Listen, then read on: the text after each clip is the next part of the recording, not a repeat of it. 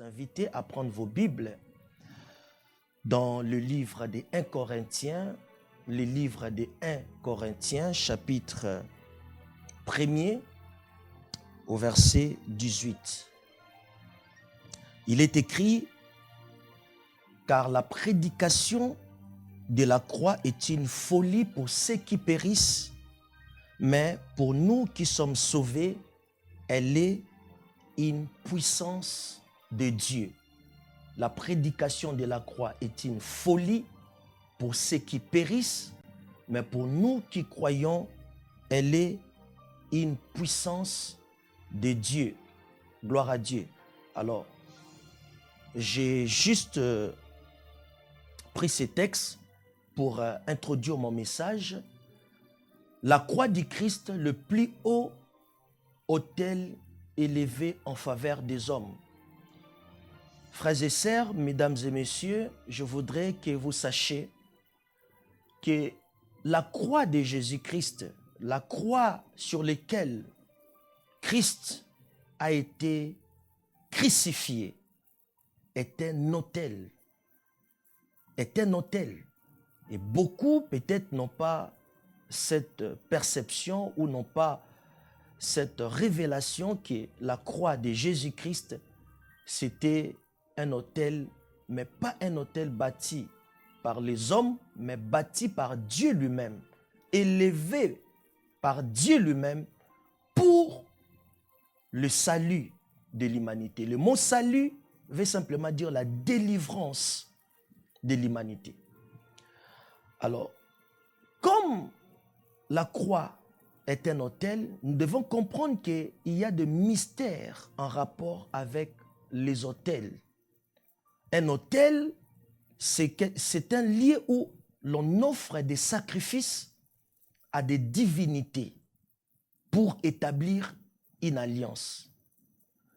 Car chaque divinité agit sur la terre sur base d'une alliance. Et c'est ce que nous devons comprendre. Un autel, c'est un lieu où l'on offre des sacrifices à des divinités. C'est un lieu de contact entre le visible et l'invisible. Un autel, c'est un lieu de transfert de pouvoir, de grâce et de faveur du monde invisible au monde visible. Partout où il y a l'onction, il y a la force, il y a la puissance dans ce monde, on sous-attend qu'un autel a été élevé quelque part. Aucune force, aucune puissance, aucune énergie ne peut agir sur la terre des hommes sans quelque part qu'il y ait un autel qui a été bâti quelque part. Ça, c'est l'une des grandes vérités que nous devons comprendre. L'autel, c'est un lieu de transfert, de pouvoir, de faveur, de la force du monde invisible au monde visible. Et dans mes prédications précédentes, j'avais expliqué ces choses, même sur le plan invisible, dans le monde occulte, dans le monde de la sorcellerie, lorsqu'il y a des sacrifices, c'est pour transférer un pouvoir, c'est pour transférer une force, c'est pour transférer des énergies du monde invisible au monde visible. Par exemple, celui pour qui le sacrifice ou l'autel a été bâti bénéficiera soit d'une bénédiction, entre guillemets, ou soit d'une malédiction. Et lorsque quelqu'un veut faire du mal à ses adversaires ou à ses ennemis, sur le plan spirituel, on lui demande de bâtir aussi un autel et le nom de cette personne, parce que le nom représente la destinée d'une personne, le nom de cette personne est cité sur ces autels, on établit des alliances et on envoie des esprits, on envoie un démon, un esprit pour jeter un mauvais sort à la personne pour qui on veut faire le mal, donc soit à ses ennemis ou à ses adversaires. Donc l'autel a toujours été, depuis la nuit des temps, un lieu de connexion entre l'homme et les divinités. Je parle des divinités en général, quoique il n'y ait point de Dieu en dehors de l'Éternel, le Dieu Tout-Puissant, mais nous adaptons un langage aussi que la Bible adapte, parce que ce sont les hommes eux-mêmes qui ont élevé certaines choses, certains statuts, certains objets au rang de la divinité. Et en réalité, le diable profite juste derrière des choses qu'on adore, mais qui ne sont pas en vérité des dieux. Le diable vient se cacher derrière et c'est lui qui reçoit ses adorations et tous ses sacrifices. Alors, donc l'autel est quelque chose de très, très significatif dans le monde spirituel. Il n'y a aucune puissance, aucune force ne peut se manifester dans le monde visible, dans le monde réel, sans qu'il y ait un autel. Lorsque vous voyez quelqu'un en train de percer dans la vie, en train de connaître un certain succès, en train de réussir, en train de stabiliser sa vie ou le domaine dans lequel il travaille, il n'y a rien qui peut amener ces choses à l'existence sans qu'il y ait un autel bâti quelque part. Parce que la vie de plusieurs personnes dans ce monde est conduite au gré des circonstances. Beaucoup de gens peuvent percer, mais après un temps, nous constatons qu'il y a beaucoup de chutes et beaucoup n'arrivent pas à équilibrer leur vie à long terme ou à stabiliser leur vie à long terme à cause du fait que la vie est faite de tempêtes, la vie est faite de contraintes, la vie est faite des oppositions et sans un véritable support spirituel, il vous sera difficile de connaître ce que c'est la stabilité au vrai sens du terme. Est-ce que quelqu'un me suit? Gloire à Dieu. Alors, l'apôtre Paul ici nous parle de cet autel qui est la croix. Il nous fait comprendre que la croix de Jésus-Christ est le soubassement sur lequel est fondée notre foi. La croix de Jésus. Elle est le soubassement. Elle est le support sur lequel votre foi est bâtie, est fondée. Elle est le socle de notre foi dont nous avons une pleine raison de croire en Jésus-Christ parce que c'est Jésus-Christ n'est pas un simple fondateur d'une religion. C'est Jésus-Christ n'est pas un simple maître dans l'humanité comme tant d'autres maîtres qui ont existé. Mais Jésus-Christ a été l'offrande que Dieu avait donnée à l'humanité par laquelle nous pouvons être sauvés. Jésus-Christ est l'offrande que Dieu a sacrifiée sur l'autel de la croix. Parce que chaque autel est associé à une offrande. Il n'y a pas d'autel sans offrande. Ainsi, nous voyons par exemple Jésus répondant aux pharisiens. Il leur dit dans Matthieu chapitre 23, versets 18 à 20, si quelqu'un, dites-vous encore, jure par l'autel, ce n'est rien. Mais si quelqu'un jure par l'offrande qui est sur l'autel, il est engagé. Aveugle, lequel est le plus grand, l'offrande ou l'autel qui sanctifie l'offrande? Celui qui jure par l'autel et par tout ce qui est dessus. Donc, l'autel est toujours associé à une offrande. Or, nous voyons ensemble que la croix de Jésus était un autel. Bien que Dieu avait utilisé les hommes Mais ce ne sont pas les hommes qui ont bâti cet autel, qui ont élevé cet autel. Mais c'était Dieu lui-même qui a élevé cet autel pour la délivrance de quiconque croit, pour le salut de quiconque croit, pour la guérison de quiconque croit, pour le miracle de quiconque croit. Votre foi trouve par le sacrifice de Jésus une solide,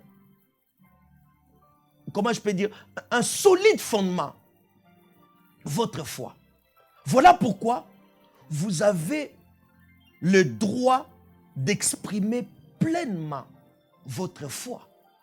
Vous avez la pleine raison de croire en un Dieu vivant et réel. Parce qu'un prix inestimable a été payé pour que votre foi puisse trouver une expression sans limite par rapport à ce que vous voulez voir dans votre vie, par rapport à ce que vous voulez que Dieu fasse aussi de votre vie. Il n'y a pas de limitation lorsqu'on a une vie de foi, lorsqu'on croit, lorsqu'on exprime notre foi. Dieu ne nous a donné aucune limitation. Vous pouvez croire parce que le fondement sur lequel la foi, ta foi a été bâtie est un fondement solide et d'une valeur inestimable. Et ça, c'est très important. Beaucoup de gens ignorent cette vérité, ne comprenant pas la richesse incommensurable sur laquelle notre foi est fondée. Ils passent leur temps à se plaindre. Lorsqu'il y a une opposition, lorsqu'il y a une contrainte dans leur vie, lorsqu'ils traversent des moments difficiles, au lieu d'avoir une vision, une perception plus profonde du prix qui a été payé et qui leur donne le droit légal d'exprimer leur foi, ils passent le temps à se plaindre. Or, ce que Dieu veut, c'est quoi? C'est que nous combattons le bon combat de la foi.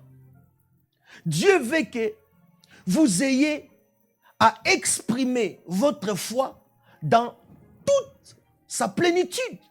Parce que la foi est une force. La foi est une puissance. Sur l'autel, comment je peux dire, l'autel que Dieu a bâti, qui est la croix de Jésus, cet autel nous donne la liberté de vivre une vie de foi dynamique et d'amener notre destinée au plus haut degré des choses que Dieu a planifiées pour nous.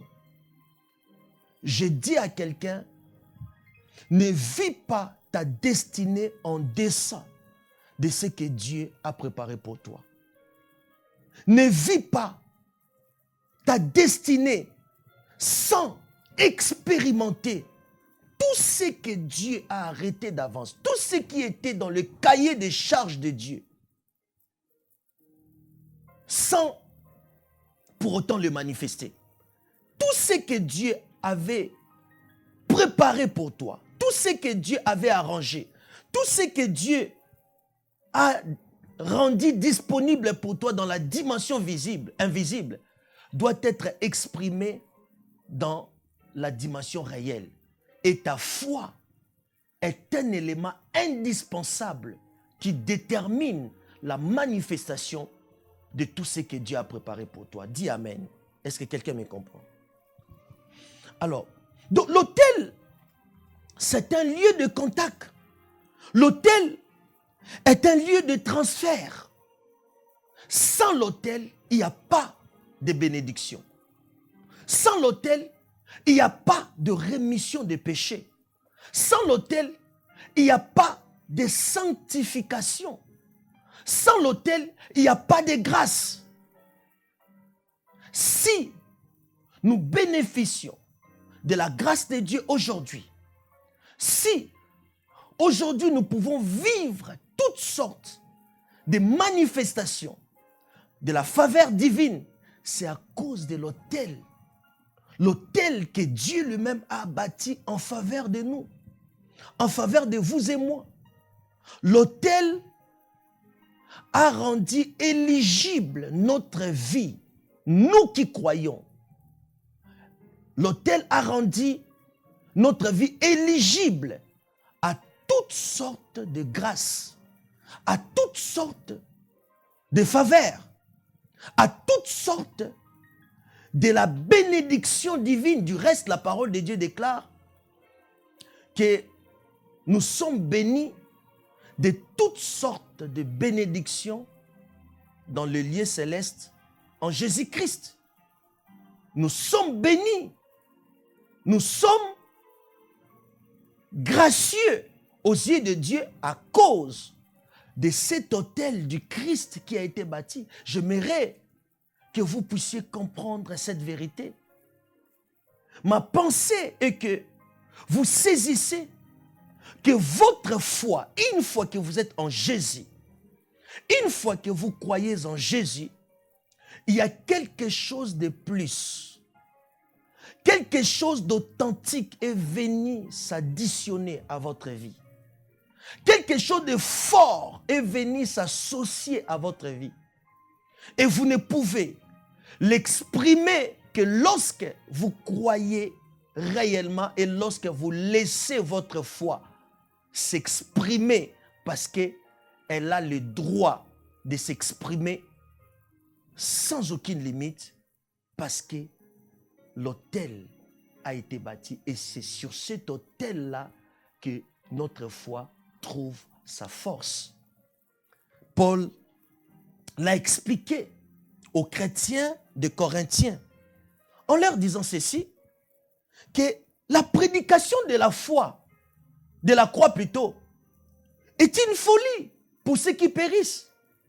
Donc c'est-à-dire qu'elle est incompréhensible à l'homme naturel. Elle est incompréhensible, insaisissable à un homme qui ne connaît pas Dieu, car ceux qui périssent, ce sont des gens qui ne connaissent pas Dieu. Ce sont des païens. Ce sont des gens qui n'ont aucune alliance avec Dieu. Et Paul dit que la prédication de la croix de Jésus, qui est l'autel que Dieu a bâti en faveur de l'humanité, reste une folie pour ceux qui périssent, reste une folie pour le païen, incompréhensible, insaisissable, quelque chose qui dépasse leur entendement. Ça dépasse l'entendement des scientifiques, ça dépasse l'entendement des érudits de ce monde, ça dépasse l'entendement des sages de ce monde. Mais cette prédication de la croix est une puissance pour nous qui croyons. Donc elle est fondée sur la puissance de Dieu. Et plus loin, au chapitre 2, toujours de 1 Corinthiens, à partir du verset 3 au verset 4, il dit ceci: moi-même, j'étais auprès de vous dans un état de faiblesse, de crainte et de grands tremblements. Et ma parole et ma prédication ne se reposaient pas sur les discours persuasifs de la sagesse, mais sur une démonstration d'esprit et de la puissance de Dieu. Écoutez, verset 5. Afin que votre foi fût fondée non sur la sagesse des hommes, mais sur la puissance de Dieu. Afin que votre foi fût fondée non sur la sagesse des hommes, mais sur la puissance de Dieu. Donc, votre foi, vous croyants, vous qui croyez en Jésus-Christ, vous avez le plein droit d'exprimer votre foi parce que cette foi est fondée non sur les discours persuasifs de la sagesse humaine. Cette foi n'est pas fondée sur la philosophie des hommes. Cette foi n'est pas fondée sur les paroles, les analyses des hommes, mais elle est fondée sur la puissance de Dieu. Parce que la croix a été le lieu de transfert. La croix de Jésus était un lieu de transfert. Quand Jésus-Christ a été crucifié, Dieu Tout-Puissant a accordé une provision totale, complète à l'humanité en faveur de quiconque croit. Est-ce que tu crois à ce que je t'ai dit? Alléluia. Merci Seigneur. En faveur de quiconque croit. Donc la foi que nous avons en Dieu, ce n'est pas quelque chose de banal. Ce n'est pas quelque chose de vain. Et il dit aussi, Paul toujours dans 1 Corinthiens chapitre 15, au verset 13, s'il n'y a point de résurrection des morts, Christ non plus n'est pas ressuscité. Et si Christ n'est pas ressuscité, notre prédication est vaine. Donc ça dit que la prédication de la croix est vaine. Parce que ce qui rend valide encore la prédication de la croix, ce qui donne la force à la prédication de la croix elle-même étant un autel que Dieu avait élevé en faveur de l'humanité pour qu'il y ait le transfert de la grâce de Dieu, pour qu'il y ait le transfert de l'autorité, pour qu'il y ait le transfert de la puissance de Dieu. La croix étant un autel, ce qui donne à la croix sa pleine validité, sa pleine approbation, c'est que l'offrande qui a été placée sur l'autel de la croix n'est pas restée dans la tombe, n'est pas restée ensevelie, mais le troisième jour, Jésus-Christ a été ressuscité. Voilà pourquoi Paul dit, si Christ n'est pas ressuscité, notre prédication est vaine et votre foi est aussi vaine. Votre foi est aussi vaine. Est-ce que quelqu'un me comprend? Mais la résurrection passe par la mort. La validité de la résurrection, c'est la puissance de Dieu. C'est Dieu le Père a ressuscité Jésus d'entre les morts pour que notre foi soit bâtie, soit élevée sur quelque chose de solide, sur quelque chose de solidement enraciné dans le cœur de Dieu lui-même, parce que c'est Dieu le Père qui a ressuscité Jésus-Christ d'entre les morts. Est-ce que quelqu'un me comprend? Et nous voyons que cette vérité était déjà dans l'ancienne alliance. Et comme nous le savons, et nous l'avons dit plusieurs fois ici, que la plupart des expériences que connaissaient les Israélites dans l'Ancien Testament étaient l'ombre des choses à venir. Cela marquait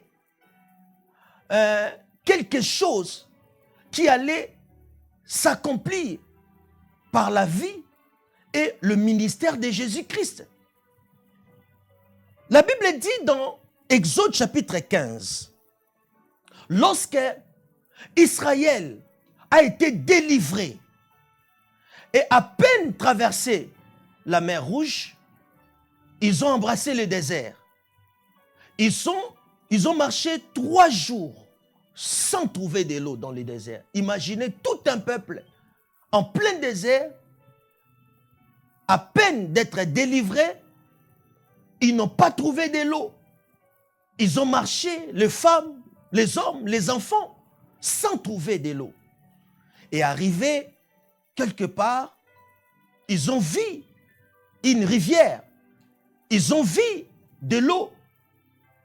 Et ils se sont précipités dans leur soif pour aller boire cette eau. Vous pouvez lire les textes dans Exode chapitre 15 à partir du verset 22. Et arrivés là juste pour boire de l'eau, on leur a alerté que cette eau, c'est de l'eau amère. C'est de l'eau amère. Et celui qui en boirait mourra. Non seulement c'était de l'eau amère, mais c'était de l'eau empoisonnée. Et celui qui boira mourra. Alors le peuple murmurait contre Moïse. Mais Moïse, lui, au verset 24, vous pouvez lire d'Exode 15, le peuple murmura contre Moïse en disant, que boirons-nous? Moïse cria à l'Éternel, et l'Éternel lui indiqua un bois. Moïse a crié à Dieu et Dieu lui a indiqué un bois. Pourquoi Dieu lui avait indiqué un bois? Et la Bible dit, il a jeté dans l'eau ces bois et l'eau devint douce. Et cela a permis au peuple d'être abreuvé. Et c'est là que l'Éternel se révéla à eux comme Jéhovah Rapha, l'Éternel qui guérit. Mais pourquoi ces bois-là? Pourquoi quand Moïse a crié à Dieu en face de cet obstacle, Moïse cria à Dieu, Dieu lui révéla ces bois. Que représentent ces bois? L'Ancien Testament est rempli des types, des images, de l'ombre, des choses qui devaient se réaliser dans le ministère de Jésus. Ces bois-là est l'image de la croix de Jésus. Par là, Dieu voulait indiquer le moyen par lequel toute l'humanité sera sauvée. La croix de Jésus, le bois de la croix qui est le véritable bois, le bois qui avait assaini les eaux de Mara n'était que l'ombre, n'était que l'image. Mais le véritable bois est la croix de Jésus-Christ, est l'autel que Dieu a élevé pour abreuver toute l'humanité à une seule condition, que nous croyons en lui. À une seule condition, que nous croyons, frères et sœurs. Et Dieu veut vous sauver. Toi qui me suis, Dieu veut que tu saisisses la richesse qui est attachée à l'œuvre que Jésus-Christ a accomplie sur la croix pour toi. Pour que ta foi trouve la pleine raison de s'exprimer à sa juste valeur. Ta foi doit trouver une pleine raison de s'exprimer à sa juste valeur. Ce n'est plus le temps de se plaindre. Ce n'est plus le temps de reculer face à l'adversité. Ce n'est plus le temps de reculer face à des oppositions. Si nous n'avons pas reculé en face de Covid-19, Dieu a augmenté notre foi. Dieu a ajouté quelque chose dans notre foi. Et je crois qu'après cette expérience de Covid-19, Dieu te permettra d'exprimer ta foi autrement. Car la foi est une force. La foi est une puissance qui nous engage. La foi nous donne la possibilité de terrasser nos ennemis. La foi nous permet de vivre l'accomplissement des promesses de Dieu. Tout ce que Dieu a dit dans sa parole sont oui et amen dans la vie de quiconque croit. La parole de Dieu, ce n'est pas une lettre morte. La parole de Dieu n'est pas une lettre morte, mais la parole de Dieu est vivante. La parole de Dieu, elle est infaillible. Et Dieu veut que par toi, sa parole puisse être démonstrative aux gens de ta génération. Est-ce que tu es là avec moi? Il est temps que tu comprennes cela. Il est temps que tu réalises cette vérité. Dieu veut que tu exprimes ta foi, parce que ta foi est bâtie sur quelque chose de très solide. Ta foi est bâtie sur quelque chose d'inexplicable, que la raison humaine ne peut pas expliquer. Tu ne mets pas ta confiance en un homme. Tu ne mets pas ta confiance à une croyance quelconque, à une divinité quelconque, mais tu mets ta confiance en un Dieu vivant, le Dieu créateur, le Dieu qui a créé le ciel et la terre. Et si tu crois, laisse-moi te dire que tout est possible. Parce que ce n'est pas ta foi qui est quelque chose, mais c'est la puissance sur laquelle ta foi est bâtie qui est quelque chose. Alléluia. Est-ce que tu comprends de quoi je suis en train de parler? Lorsque tu es en face des impossibilités, comme les enfants d'Israël étaient en face des eaux de Mara. Les eaux de Mara ne garantissaient rien. Après 3 jours de marche, ils avaient soif. Tu es fatigué. Tu es fatigué par ces problèmes. Tu es fatigué par ces combats. Tu es fatigué par cette maladie. Ça représente les eaux de Mara. Tu es fatigué à vivre les mêmes choses. Tu es fatigué d'être dans la même routine, le même rêve, le même songe, des attaques la nuit, des combats tous les jours. Tu n'es pas en paix. Tu n'as pas la joie. Quand tu vois les gens, tu fais semblant d'être dans la joie. Mais au plus profond de toi, tu n'as pas la joie. Il y a longtemps que tu as perdu la joie de vivre. Je suis en train de te parler. Et tu fais semblant. Tu souffres énormément. Tu souffres de la solitude. Tu te sens seul. Tu te sens abandonné. Tu te sens rejeté. Les eaux des maras. Les eaux des maras. Et tu ne sais pas sur qui tu peux réellement t'appuyer. Les eaux des maras. Mais laisse-moi te dire, il est temps que tu appliques le bois. Comme Moïse avait crié à Dieu. Il cria à Dieu et Dieu lui indiqua un bois qu'il devait jeter dans les eaux des maras pour les rendre potables, pour les rendre douces, pour les rendre l'eau qui transmet la vie.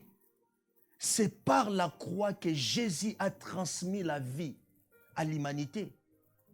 Jean chapitre 3 verset 16 nous dit, Dieu a tant aimé le monde qu'il a donné son Fils, afin que quiconque croise en lui ne périsse point, mais qu'il ait la vie éternelle.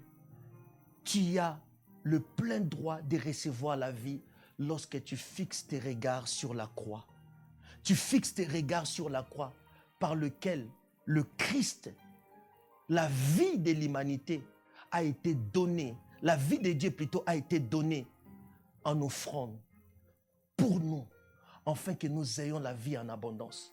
Il a dit, le bon berger est venu pour que le brebis ait la vie et qu'il soit en abondance. Je prophétise les temps d'abondance pour toi. Je prophétise les temps d'abondance pour toi. Que ces temps-là arrivent, que les temps de la sécheresse laissent la place au temps de l'abondance, au temps du succès, au temps de la réussite, au temps de percer dans ta vie, au nom de Jésus-Christ. Parce que c'est le moment où tu dois fixer tes regards sur la croix. La croix qui est le plus grand, le plus haut autel, excusez-moi, jamais bâti en faveur des hommes. Le plus haut autel jamais bâti en faveur des hommes, c'est l'autel de la croix de Jésus. Si ta foi autrefois ne fonctionnait pas, si ta foi ne s'exprimait pas librement, si les circonstances de la vie, si le problème de la vie étouffait ta foi et tu ne te sentais pas en mesure d'exprimer ta foi, laissez-moi vous dire aujourd'hui que la croix de Jésus est le soubassement sur lequel est bâtie ta foi. Parce que sur la croix, qu'il y a eu transfert de la puissance de Dieu à ta vie. C'est sur la croix que tu as été rendu éligible, toi qui crois, à la puissance de Dieu. Et notre foi est bâtie, est fondée sur cette grande puissance de Dieu. En sorte que lorsque nous exprimons notre foi, frères et sœurs, nous engageons la puissance de Dieu. Parce que la foi en Dieu nous donne un droit d'engager la force divine, la puissance de la résurrection de Jésus-Christ dans ce monde. Est-ce que quelqu'un me comprend? Vous ne pouvez rien faire dans ce monde sans la puissance. Vous ne pouvez rien bâtir dans ce monde sans la puissance. Puisque nous avons un adversaire qui est le diable. Le diable est organisé. Il a son armée. Et son armée œuvre dans ce monde. Et le monde a été placé pour un temps sous la domination de Satan. Et chaque enfant de Dieu doit connaître cette vérité. Nous vivons dans le monde des ténèbres. Nous vivons sur un territoire de combat. Nous vivons dans un territoire où l'adversaire a l'ascendance sur le territoire. La Bible dit, la création a été soumise à la vanité. Donc nous ne pouvons percer, nous ne pouvons vivre pleinement notre destinée que lorsque nous regardons à la croix. nous regardons à la croix de Jésus, lorsque nous pouvons nous ouvrir totalement de tout notre cœur à ce que Jésus a accompli pour nous, vous engagez un combat contre vos ennemis, contre la maladie, contre toute adversité, en fonction de ce qui a été accompli sur la croix. Mon message d'aujourd'hui est simple. Alors j'aimerais aller vers la conclusion, parce que le Seigneur m'a donné qu'un seul message aujourd'hui, une seule, comment je peux dire, pensée. C'est que Paul a dit dans 1 Corinthiens chapitre 1, le texte que nous avons lu, que la prédication de la foi est une folie pour ceux qui périssent. Elle est une folie, la prédication de la foi. Mais puissance de Dieu pour ceux qui sont sauvés. La croix, cet autel de la croix, engage la puissance dans la vie de quiconque croit. Voilà pourquoi vous pouvez terrasser vos adversaires. Voilà pourquoi vous pouvez terrasser la maladie. Voilà pourquoi la parole de Dieu dit tout est possible à celui qui croit. Et que rien n'est impossible à celui qui croit. Voilà pourquoi Jésus a dit, si quelqu'un a la foi et dit à cette montagne, ôte-toi de là. Et s'il ne doute point dans son cœur et que croit que ce qu'il dit arrive, cela arriverait. Voilà pourquoi Jésus a dit que si quelqu'un a la foi et dit à ces sycomores, déracine-toi de là, il lui obéirait. Donc la foi est une force.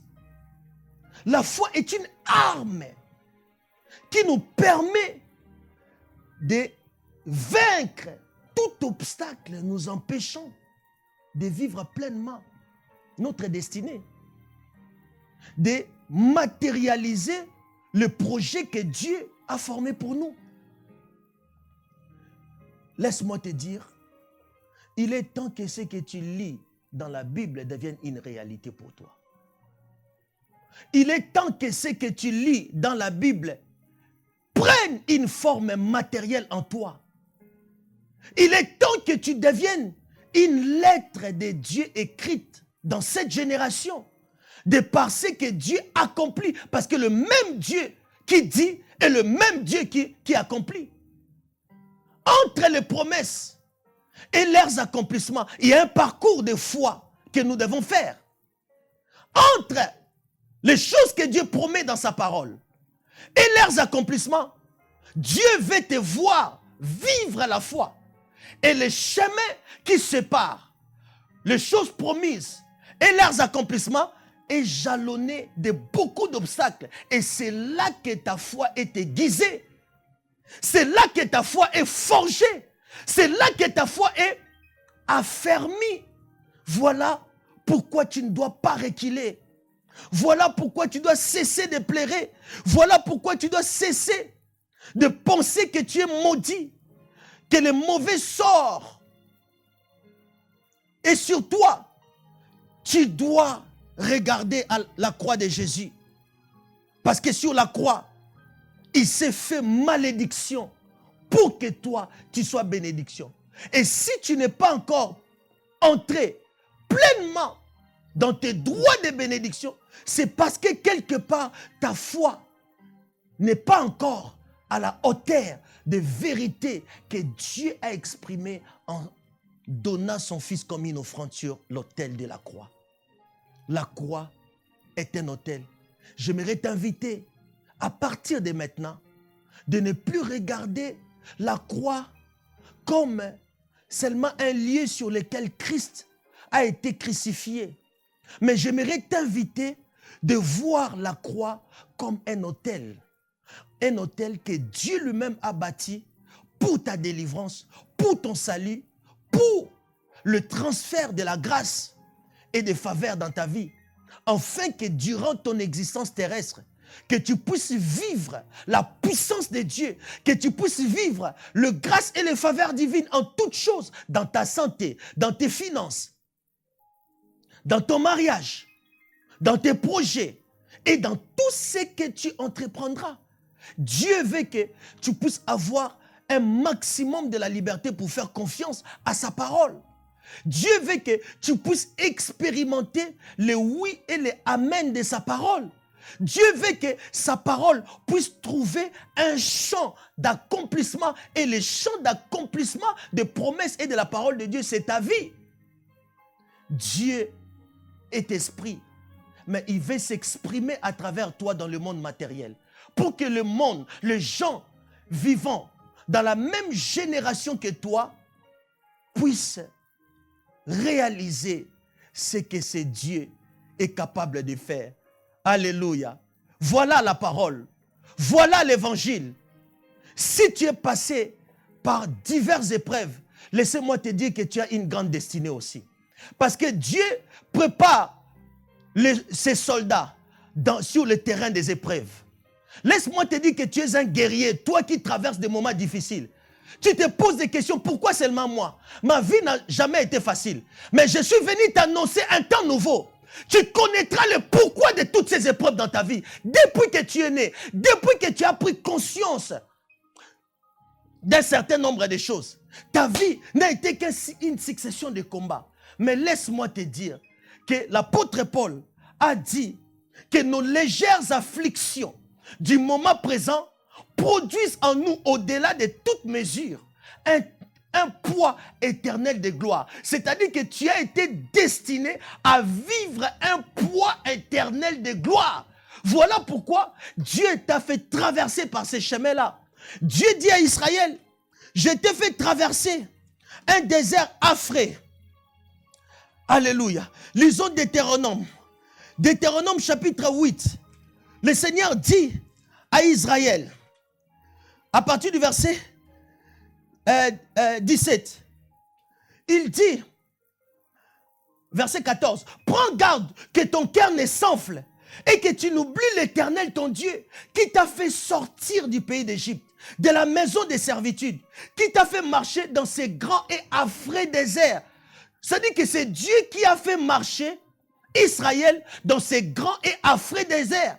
C'était dans son plan. Laisse-moi te dire que c'était dans son plan. Que tu vives ce que tu as vécu. Mais laisse-moi te dire que le plan de Dieu pour ta vie ne se limite pas à ce que tu as vécu. C'était une école de préparation. C'était un temps où Dieu te préparait. C'était un temps où Dieu réveillait les héros qui dormaient en toi. Parce que tu es un héros. Tu es un héros. Dis, je suis un héros. Alléluia. Marabakoroboshika. Et marabababa. Sokoroboboshika. Je sens l'onction de Dieu sur moi quand je parle de ces choses. Dieu dit, prends garde que personne, que ton cœur ne s'enfle et que tu n'oublies l'Éternel ton Dieu qui t'a fait sortir du pays d'Égypte, de la maison des servitudes, qui t'a fait marcher dans ces grands et affreux déserts où il y a des serpents brillants, des scorpions, dans les lieux arides, sans eau, qui a fait jaillir pour toi l'eau du rocher le plus dur, qui t'a fait manger dans les déserts, la manne inconnue de tes pères, afin de t'humilier et de t'éprouver pour te faire ensuite du bien. Pour te faire ensuite du bien. La conclusion de toutes les mauvaises expériences lorsque tu as la foi, c'est que Dieu puisse te faire du bien. C'est ça la conclusion. Lorsque Jésus, avec ses disciples, parcouraient les rues de Jérusalem, ils ont vu un homme aveugle de naissance. Les disciples posèrent à Jésus cette question. Qui a péché? C'est cet homme ou c'est ses parents? Jésus a dit, ce n'est ni lui, ni ses parents qui ont péché pour que cet homme soit né aveugle. Mais c'est afin que les œuvres de Dieu soient manifestées en lui. C'est-à-dire que la raison pour laquelle cet homme a été né aveugle, grandi aveugle, n'a jamais vu les jours, c'était quelque chose de pénible, c'était quelque chose de difficile. Ce n'était pas à cause de ses péchés ou des péchés de ses parents. Cela n'est pas lié à une conséquence quelconque, mais c'est afin que les œuvres de Dieu soient manifestées. C'était pour la gloire de Dieu. Donc il y a des circonstances auxquelles Dieu permet dans votre vie pour qu'ensuite il tire la gloire. Lorsqu'il va vous délivrer de cette situation, lorsqu'il va vous guérir, voilà pourquoi je crois que tu peux être guéri de ta maladie. Pour que la gloire revienne à Dieu. Parce qu'en restant malade, la gloire ne reviendra pas à Dieu. Voilà pourquoi je crois que n'importe quelle situation peut changer. J'ai foi. Ça peut arriver. Le seul obstacle qui t'empêchera de vivre la manifestation de la gloire de Dieu, c'est quoi? C'est ta foi. Ta foi. Parce que la foi est une folie. La prédication de la croix est une folie pour ceux qui périssent, mais elle est une puissance de Dieu pour nous qui croyons. Et Paul dit que notre foi n'est pas basée sur les discours persuasifs de la sagesse, mais sur une démonstration de l'esprit et de la puissance de Dieu, afin que notre foi soit fondée non sur les discours des hommes, mais sur la puissance de Dieu. Est-ce que quelqu'un me comprend? Alléluia. Alléluia. Merci Jésus. Alléluia. Je vais conclure. Tu as la pleine raison d'exprimer ta foi. Tu as la pleine raison de relâcher ta foi. La foi, ce n'est pas quelque chose que tu dois garder en toi. La foi, c'est quelque chose qui doit s'exprimer. La foi, c'est quelque chose de dynamique. La foi, c'est une arme que tu dois utiliser. Un porteur d'armes ne peut pas se permettre, au moment où il est attaqué, de ne pas utiliser son arme. Lorsque tu as une arme, c'est pour te protéger contre les assauts de l'ennemi, contre les assauts de tes adversaires. Donc la foi, ce n'est pas une arme qu'on porte par plaisir, mais la foi, c'est quelque chose qu'on doit exprimer. Et beaucoup de gens n'arrivent pas à exprimer leur foi, simplement parce qu'ils ne nourrissent pas cette foi. La foi vient de ce qu'on attend, et ce qu'on attend vient de la parole de Jésus.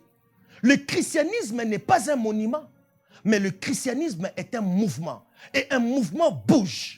Un mouvement doit s'exprimer. Tu dois exprimer ta foi.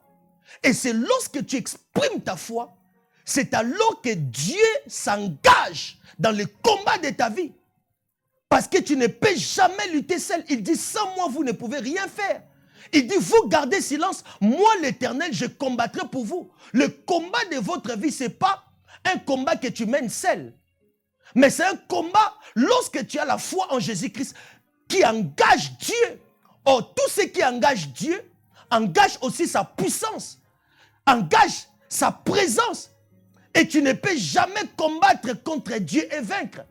Et si le Seigneur est vivant en toi, si le Seigneur se révèle et se manifeste dans ta vie, laisse-moi te dire que rien ne peut s'opposer à toi. Rien ne peut résister à toi. Certainement, il y aura des oppositions, mais tu sortiras toujours victorieux dans la bataille de la vie. Parce qu'il est écrit, nous sommes plus que vainqueurs par celui qui nous a aimés. Sur l'autel de la croix, Dieu a payé le prix pour que tu mènes une vie épanouie, pour que tu mènes une destinée glorieuse, pour que tu mènes une vie glorifiée. Car ce qu'il a connu d'avance, il les a aussi appelés. Ce qu'il a connu d'avance, il les a prédestinés. Et ce qu'il a connu d'avance, il les a justifiés, j'allais dire. Je crois, c'est ce que Paul dit. Voilà, lisons ça. Ce qu'il a connu d'avance, il les a justifiés. Et ce qu'il a justifié, il les a glorifiés. Dans Romains chapitre 8, dans Romains 8, que Paul nous parle de cette vérité. Alléluia, Maraba, voilà. Verset 29, car ce qu'il a connu d'avance, il les a prédestinés, voilà. Il les a prédestinés à être semblables à l'image de son fils, afin que son fils fît le premier-né de plusieurs frères. Et ce qu'il a prédestinés, il les a aussi appelés. Et ce qu'il a appelés, il les a justifiés. Et ce qu'il a justifiés, il les a glorifiés. La finalité, la conclusion de toute tes expériences, c'est que la gloire de Dieu se révèle en toi. C'est que tu sois une plateforme de la manifestation de la gloire de Dieu. Et le mot gloire veut dire kabod. Le mot gloire en hébreu kabod veut dire poids. Ça dit que ta vie est destinée à manifester le poids de l'importance divine. Ça dit que lorsqu'on te regarde, on voit le poids de l'importance de Dieu en toutes choses. Alléluia. Ce n'est pas en étant malade. Ce n'est pas en menant une vie de médiocrité. Ce n'est pas en menant une vie de limitation que tu manifestes la gloire de Dieu. Il faut comprendre cela.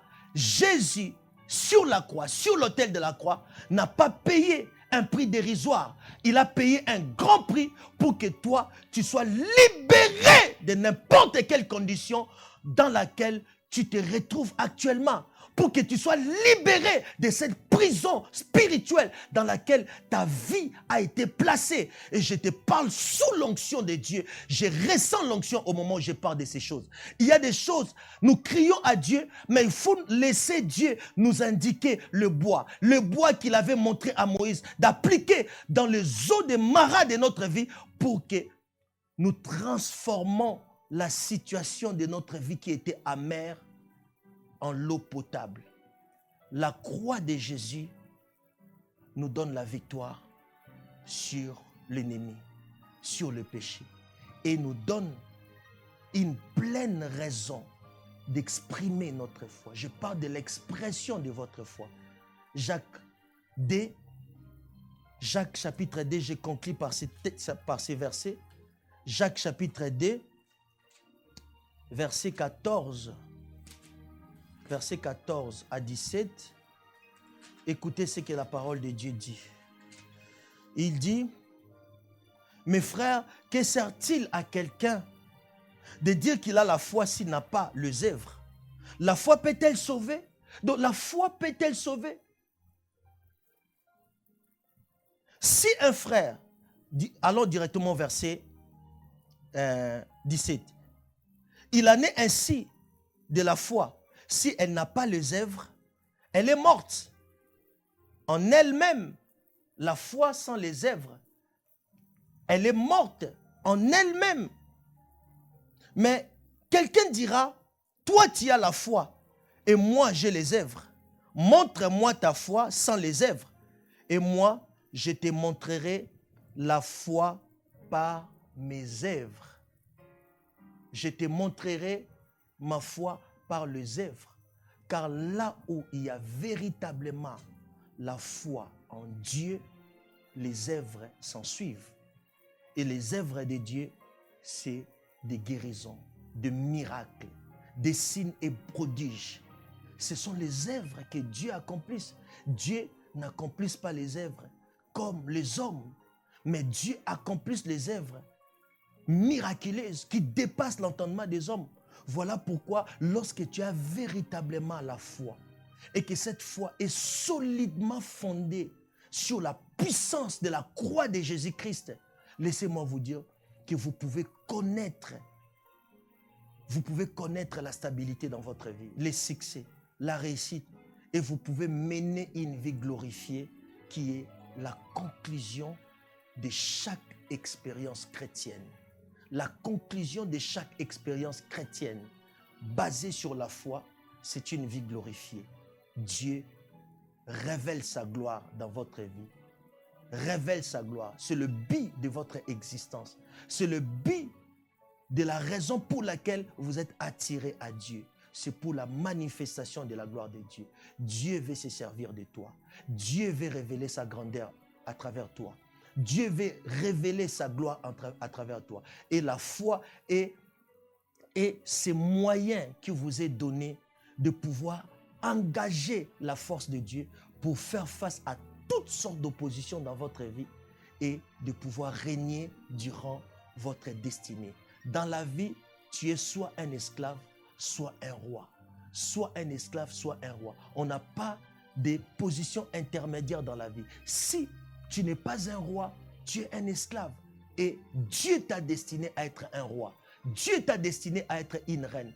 Quand on parle de Jésus, le roi des rois, il est le roi, pas le roi de ce monde, mais le roi de nous, parce que nous sommes un royaume des sacrificateurs. Nous sommes des rois en Christ Jésus. Un roi, c'est celui qui n'est privé d'aucune liberté. Alléluia. Et Dieu veut se glorifier. Il est temps que tu puisses exprimer ta foi. Il est temps que tu puisses démontrer ta foi. Il est temps que tu puisses marcher vraiment avec la foi.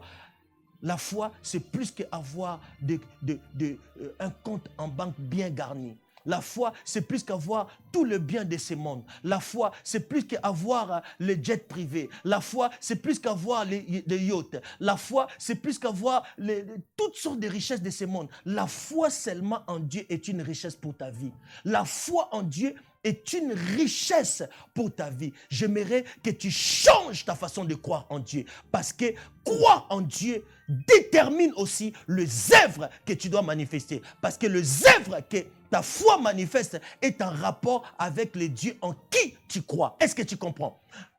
Les œuvres que ta foi manifeste est en rapport avec le Dieu en qui tu crois. Tu n'as pas cru à n'importe quel Dieu, mais tu as cru en un Dieu qui a élevé un autel, l'autel le plus haut jamais élevé en faveur des hommes, pour que ta foi trouve une expression, une raison, pour que ta foi puisse trouve une raison de s'exprimer, pour que ta foi trouve une solide raison de pouvoir manifester les œuvres de Dieu.